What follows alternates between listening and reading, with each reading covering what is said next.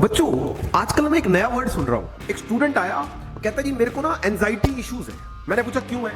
कहता सर जब मैं 9th क्लास में था ना, मेरा एक लड़की मेरा दिल तोड़ के चली गई थी। मैं कहा है 9th क्लास में हम ये सोच के खुश रहते थे कि मेलोडी इतनी चॉकलेटी क्यों है, इनको टूरू लव हो रहा है। चलो एनीवेज, इसी संदर्भ में आपको बच्चों एक किस्सा बताना चाहता हूँ। बात है 12 अप्रैल 2011 की। एक लड़की लहूलुहान अवस्था में ट्रेन के ट्रैक्स पर पड़ी है और वो देख रही है 49 ट्रेनों को उसके पैर के ऊपर से गुजर। अगले दिन जब उसको ऑपरेशन के लिए बोला गया, जिसमें उसकी एक टांग काटनी पड़ी और दूसरे के अंदर उसके रोड डाली गई। जी हाँ, वही रोड बहुत पेन कर रही थी उसकी पैर। ये लड़की दोस्तों कोई साधारण लड़की नहीं है। इस लड़की ने 7 बार नेशनल लेवल पर वॉलीबॉल खेली है। ये लड़की तंदुरुस्त है।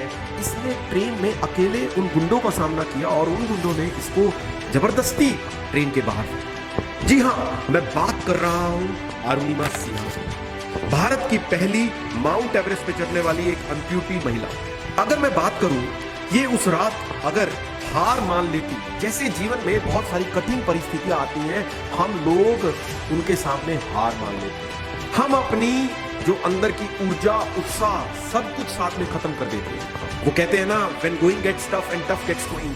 और जीवन में आपके अंदर एंजाइटी पैदा हो जाती है। क्यों? देखिए आप अरुणिमा सिन्हा को, उसके अंदर भी एंजाइटी पैदा हुई होगी, उसके अंदर भी डर पैदा हुआ होगा, लेकिन उसने क्या चुना? उसने चुनी जीत की राह। जी हाँ, मैं बात कर रहा हूं अरुणिमा सिन्हा की, और उसने फैसला लिया उसी दिन जब वो अस्पताल में थी कि मैं नहीं चाहती कि लोग मुझे एक निरी की तरह देखें, मेरे ऊपर दया भाव रखें। वो चाहती थी कि लोग उसको अचीवर की तरह देखें। उसने चुना, उसने कहा मैं माउंट एवरेस्ट पर विजय पाऊंगी। जी हाँ, उसने माउंट एवरेस्ट पर विजय उसी दिन पाली थी जब उसने अपने मन के माउंट एवरेस्ट पर विजय पाली थी। जब आप लोग अपने जीवन में इस तरह की परिस्थितियों से गुजरते हैं तो आपको भी अपने जीवन में फैसला लेना होता है कि हम क्या चुनेंगे, क्योंकि आज जो आप चुनते हैं आपका जीवन वैसा ही हो जाता है। अरुणिमा सिन्हा की मुश्किलें अभी कम नहीं हुई थी दोस्तों। जब वो बेस कैंप पर पहुंची तो वो फिसल कर गिर पड़ी वहां से, और गिरकर उसकी टांग से खून आ गया।